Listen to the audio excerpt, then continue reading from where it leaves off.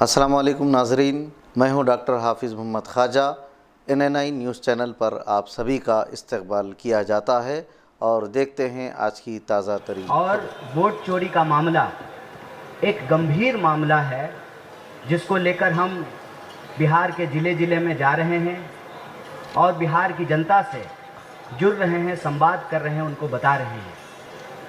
आज इस संबंध में हम देश का ध्यान एक विशेष विषय की ओर दिलाना चाहते हैं। आप में से तमाम लोगों ने ये देखा होगा कि 2014 से पहले एक बड़ा आंदोलन हुआ था कांग्रेस की सरकार को अपदस्थ करने के लिए।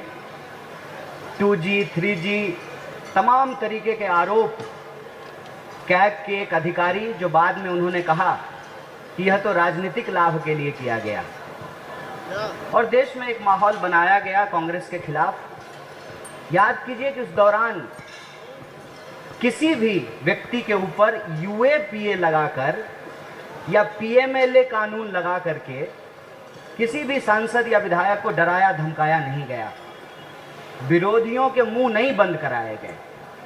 लेकिन आज जब हम 2014 से लेकर के 2025 तक का भारत देखते हैं तो यह साफ साफ पता चलता है, और नेता प्रतिपक्ष ने कल इसको अपनी मुखर आवाज में जनता के सामने रखा कि देश में लोकतंत्र समाप्त करने वाले, लोकतंत्र संविधान की हत्या करने वाले और लोकतंत्र को बचाने वालों के बीच एक संघर्ष छिड़ चुका है, एक जंग छिड़ गई है।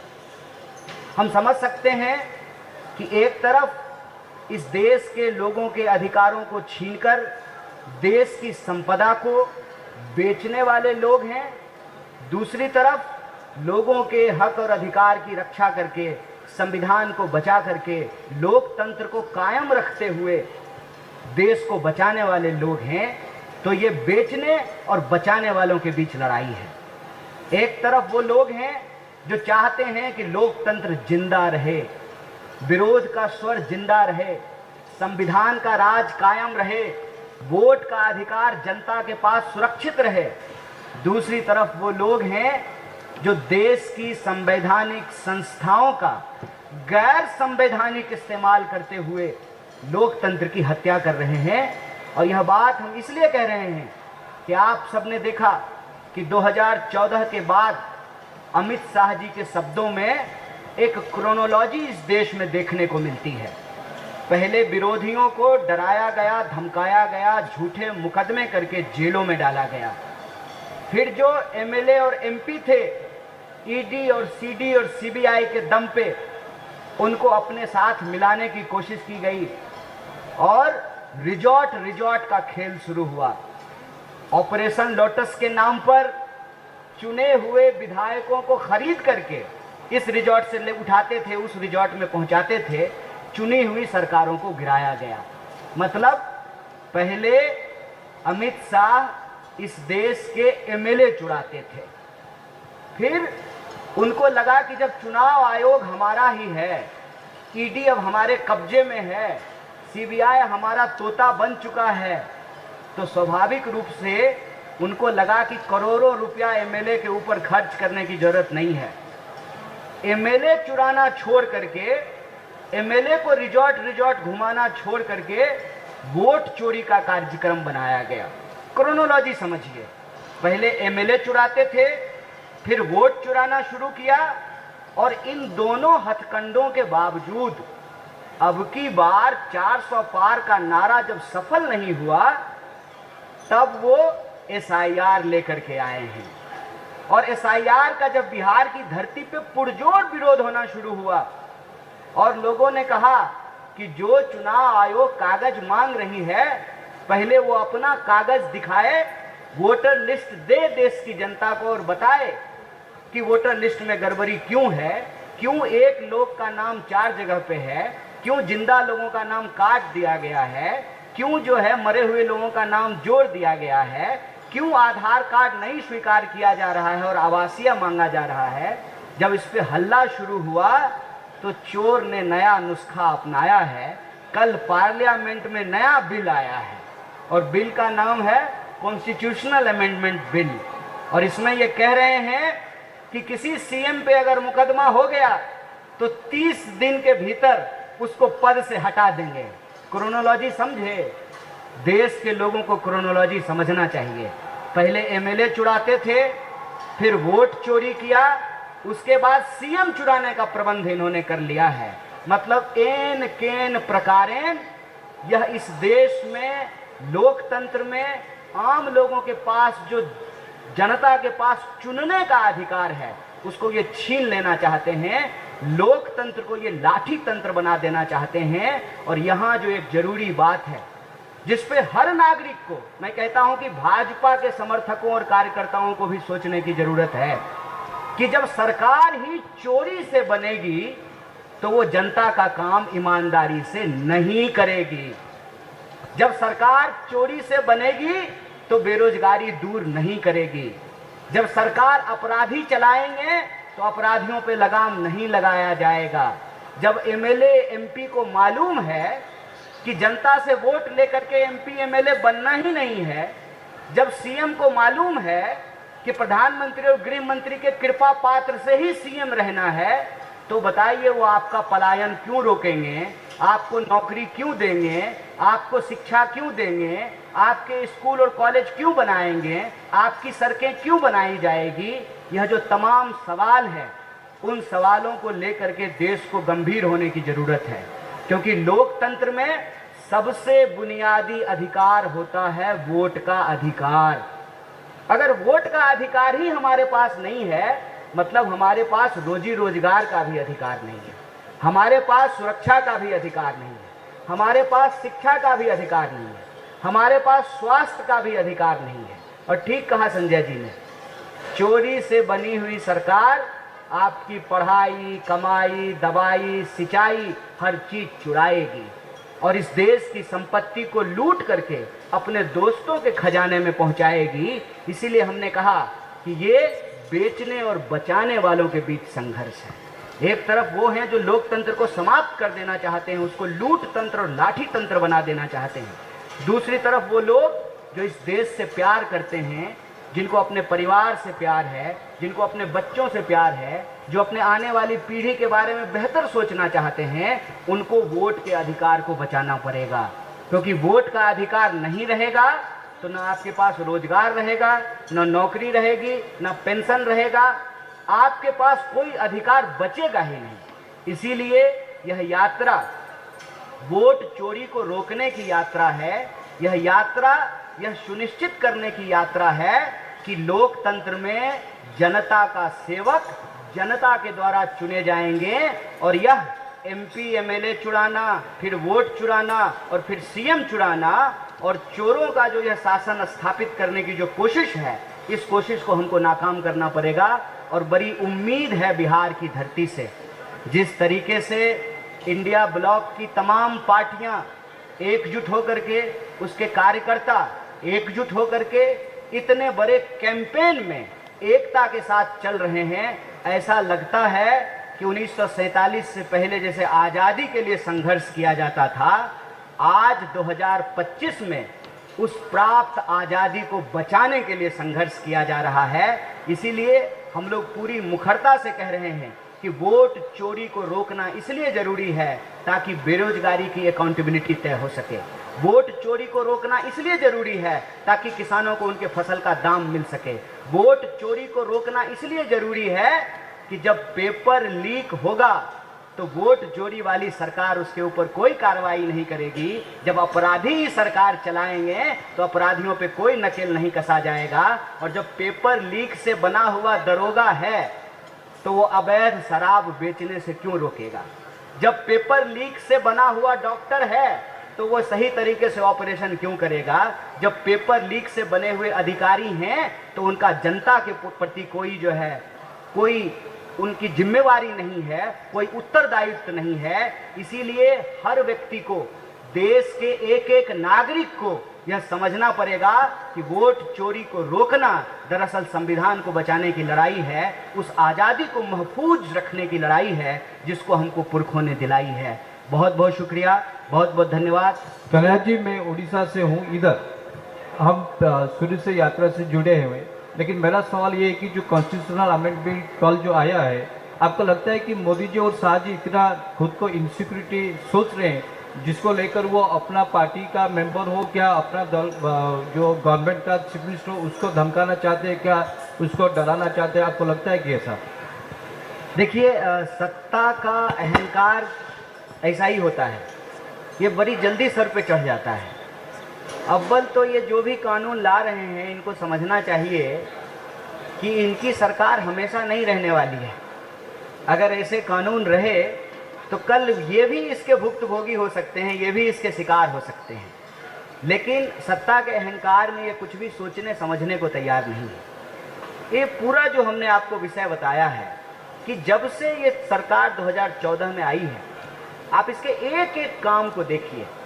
पहले ये यूनिवर्सिटी के भीतर विरोध के स्वर को दबाए, देश के जन आंदोलनों को कुचला, एक्टिविस्टों को, लेखकों को, पत्रकारों को, जो भी इनके खिलाफ लिख रहे थे उनको जेलों में बंद किया। अरे एनडीटीवी तो अभी भी चल रहा है ना, चल रहा है ना। आप अदानी जी चला रहे हैं तो चल रहा है। पहले जो है उस पर ईडी और सीबीआई चल रहा था। जैसा कि इन्होंने कहा संजय जी ने कि 1 मिनट में जो है आपका परिचय बदल जाएगा। आप भाजपा से लड़ते रहिए, आप भ्रष्टाचारी और देशद्रोही रहेंगे। आप भाजपा ज्वाइन कर लीजिए, आप तुरंत सदाचारी हो जाएंगे। हम बार बार कहते हैं कि भाजपा पार्टी नहीं है, वॉशिंग मशीन है, तुरंत धुल जाते हैं, साफ हो जाते हैं। तो इन्होंने शुरू से एक व्यवस्था की कि कैसे जनता का वोट लेकर के जनता को ही गुलाम बना दिया जाए। देश की आज़ादी में यदि ये हिस्सा लेते, अंग्रेजों से लड़ते, तो ये ऐसा नहीं करते। क्योंकि जो इन्होंने बनाया ही नहीं है, जाके पैर न फटे बिवाई वो का जाने पीड़ पड़ाई, इनको जो है आज़ादी ये दिलाई नहीं, इसलिए आज़ादी से इनको कोई लेना देना नहीं है। तो ये शुरू से उस आज़ादी को ख़त्म करने का प्रयास किया और हर बार ये नया हथकंडा लेकर के आते हैं। बिल्कुल ये चोर की मानसिकता होती है। एक बार पकड़ा जाएगा तो अगली बार चोरी करने की आदत नहीं छोड़ सकता। चोर चोरी से गया कि तुम्बा फेड़ी से गया, एक कहावत है। तो ये चोरी तो छोड़ नहीं सकते हैं क्योंकि ये इनकी फितरत है। तो ये ना तरीका नया ले आते हैं। पहले विरोधियों को पकड़ पकड़ करके जेल में डाला, फिर ईडी का रेड करवा करवा करके जो है एमएलए को डराया, फिर रिजॉर्ट घुमा करके एमएलए खरीदे, एमएलए खरीद करके चुनी हुई सरकार गिराई। जब इसमें भी ये विफल होने लगे, बिहार में सफल नहीं हुए, राजस्थान में सफल नहीं हुए, झारखंड में सफल नहीं हुए, तब इन्होंने वोट चोरी का कार्यक्रम किया। वोट चोरी के कार्यक्रम से भी इनको जितनी सफलता मिलनी चाहिए उतनी सफलता नहीं मिली। आप मुझे बताइए, अब की बार 400 पार का नारा क्यों दिया गया था? आया तो इनको 240। वो इसलिए दिया गया था कि वोट चोरी करके ये 400 तक पहुंच जाएंगे, लेकिन ये 400 तक नहीं पहुंच पाए। तो इन्होंने जो है, पहले चुनाव आयोग इस बात को इनकार करती रही कि हमारे वोटर लिस्ट में कोई गड़बड़ी है। बार बार चुनाव आयोग ये कहती रही कि हमारे वोटर लिस्ट में कोई गड़बड़ी नहीं है। जब सबूत उनके मुंह पे मारा गया तो कह रहे हैं कि उसी गड़बड़ी को ठीक करने के लिए तो एसआईआर कर रहे हैं। बताइए, दूध की रखवाली बिल्ली करेगी? जो चुनाव आयोग इतनी ईमानदारी नहीं बरत रही है कि राहुल गांधी जी से हलफनामा मांग रही है और गोली मार ठाकुर से जो है ना हलफनामा नहीं मांग रही है, वो बिल्ली जो है दूध की रखवाली करेगी? चुनाव आयोग को अपनी निष्पक्षता साबित करनी चाहिए। जब इनको लगा कि वोट चोरी पर भी हल्ला हो गया है तो इन्होंने ये कॉन्स्टिट्यूशनल अमेंडमेंट बिल लेकर के आए। पहले एमएलए चुराते थे, फिर वोट चुराए, अब जो है ना मुख्यमंत्री चुराएंगे। और असल में मैं आपको बता दूं, ये चाहते हैं जैसे भाजपा के भीतर अमित शाह और मोदी जी के सामने कोई आवाज नहीं निकालता है, कल को एनडीए की भी यही हालत हो जाए। नीतीश कुमार अगर चाहे भी कि मुझे पलटना है तो उनको पलटने ही नहीं दिया जाएगा। चंद्रबाबू नायडू यदि चाहे भी कि हमको पलटना है तो उनको पलटने का ऑप्शन ही नहीं दिया जाएगा। कहेंगे पलटोगे तो जेल जाओगे, तुरंत घर पे ईडी भेजेंगे, 30 दिन जेल में रखेंगे, उसके बाद तुम सीएम ही नहीं रहोगे। फिर तुम्हारा ही एमएलए ले करके वही जेडीयू के सारे एमएलए जब भी कहते हैं नीतीश कुमार जिंदाबाद, नरेंद्र मोदी जिंदाबाद कहना शुरू कर देंगे, वही सारा एमएलए लेकर के भाजपा अपना मुख्यमंत्री बना लेगी। दिक्कत ये है कि इनको पाला पड़ा है बिहार से, यही इनका सारा कैलकुलेशन खराब हो गया है। क्यों? क्योंकि बिहार में लोकतंत्र का इतिहास 47 से नहीं शुरू होता है। बिहार में लोकतंत्र का इतिहास बुद्ध के काल से शुरू होता है, लिच्छवी गणराज्य से शुरू होता है। बिहार की धरती 1942 के भारत छोड़ो आंदोलन का सेंटर रहा है। बिहार की धरती इस देश के हर आंदोलन का सेंटर रहा है। ये एसआईआर करने के लिए आ गए बिहार। अब बिहारी इनको भादो के रौदा में शीतलहरी का मजा दिलाने वाला है। और उसका असर मैं आपको बता दूं कि कल प्रधानमंत्री हमारे जिले में आ रहे हैं उस पुल का उद्घाटन करने के लिए, जिसका उद्घाटन वो ऑलरेडी कर चुके हैं। डबल इंजन की सरकार में एक ही पुल का 2-2 बार उद्घाटन किया जाता है। यही डबल इंजन की सरकार है। क्यों? क्योंकि जनता जो आ रही है वोटर अधिकार यात्रा में उमर उमर करके, तो प्रधानमंत्री जी मिस कर रहे हैं। उनको भी रील बनाने का मन कर रहा है। लाइक कीजिए, सब्सक्राइब कीजिए। प्रधानमंत्री को देखे हैं लाइक और सब्सक्रिप्शन के लिए भीख मांगते हुए? इकलौते ऐतिहासिक प्रधानमंत्री भारत की भूमि में हुए हैं जो सब्सक्रिप्शन और लाइक के लिए भीख मांगते हुए दिखते हैं। तो उनको भी मन किया है कि 2-2 नेता प्रतिपक्ष जो है यात्रा निकाल रहे हैं बिहार में, पूरा इंडिया ब्लॉक साथ में है, तो उनको मन किया कि थोड़ा हम भी रील बना लेते हैं। तो कल गंगा जी के किनारे जो है ना वो रील बनाएंगे। तो गंगा के किनारे, गंडक के किनारे, सोन के किनारे, बागमती के किनारे, बलान के किनारे, कोसी के किनारे रहने वाली जो बिहार की आवाम है, उसने ये तय किया है कि लोकतंत्र की जननी से लोकतंत्र को समाप्त नहीं होने दिया जाएगा। इनकी हर कोशिश को हम नाकामयाब करेंगे। इनका बहुमत संसद में जरूर है, सड़क पे हम अपनी बहुमत साबित करेंगे। इसीलिए यह यात्रा चल रही है, अनवरत जारी है। सर, मैं आपसे एक सवाल करना चाहूंगी सर। अच्छा, तो ऐसा कहेंगे तो नीतीश कुमार जिस स्कूल में पढ़े थे वो तो नेहरू जी का देन है। अब मोदी जी का इलाज जिस अस्पताल में हुआ था वो भी नेहरू जी का देन है। अगर ऐसा भाजपा कह रही है तो उस भाजपा के नेता को पूछिएगा कि तुम्हारे पप्पा का जहाँ इलाज हुआ था वो भी तो कांग्रेस के टाइम में बनाया हुआ है। तुम्हारा विद्यालय जो बना हुआ है वो भी तो जो है कांग्रेस के टाइम में बना हुआ है। तुम आज नेता बने हो इसीलिए ना, क्योंकि जनता का अधिकार आया है, वोट का अधिकार आया है। वरना राजा के, रानी के पेट से राजा पैदा होता था।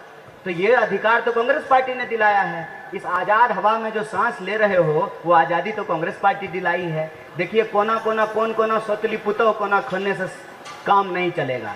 जवाब देना पड़ेगा कि इस देश में मताधिकार की चोरी क्यों की जा रही है।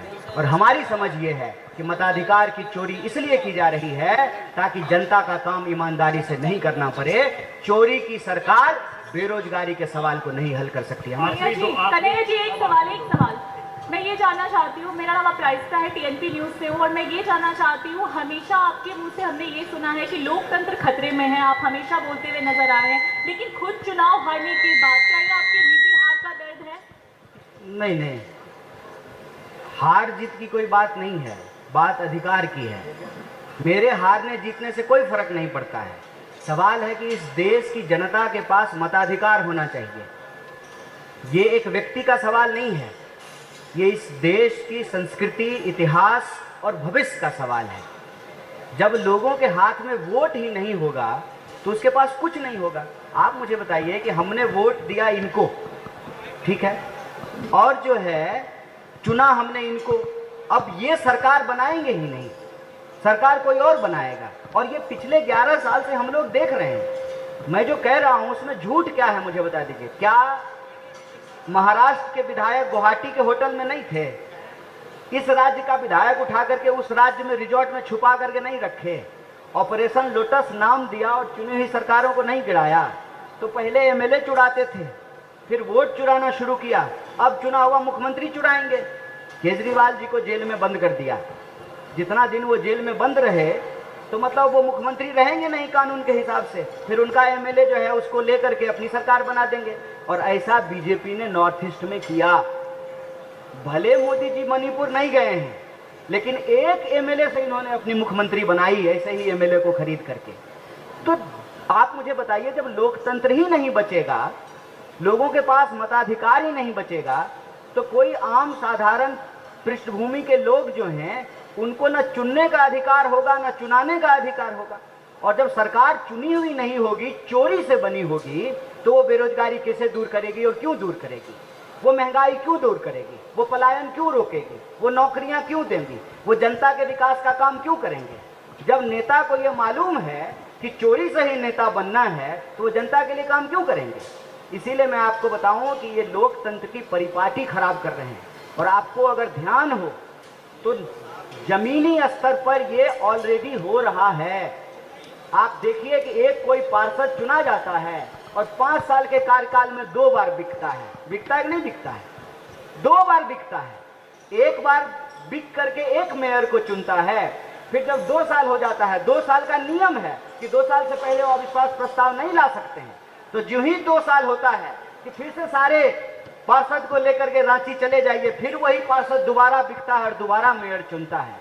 तो ये ऊपर से लेकर के नीचे तक लोकतंत्र को भ्रष्ट कर रहे हैं, लोकतंत्र को समाप्त कर रहे हैं। और लोकतंत्र एक बार यदि समाप्त हो गया तो याद रखिएगा कि आज़ादी भी नहीं बचेगी, क्योंकि आज़ादी का आधार है लोकतंत्र और लोकतंत्र का आधार है मताधिकार। इसीलिए हम बार बार ये बात कह रहे हैं, क्योंकि हम लोग इसके भुक्तभोगी हैं। यूनिवर्सिटी में जब आवाज़ें उठी तो यूनिवर्सिटी के विद्यार्थियों को बिना मतलब के झूठे मुकदमों में जेलों में डाला गया, लेखकों को जेलों में डाला गया। और देखिए करते करते चुने हुए मुख्यमंत्रियों को इन्होंने जेल में डाला।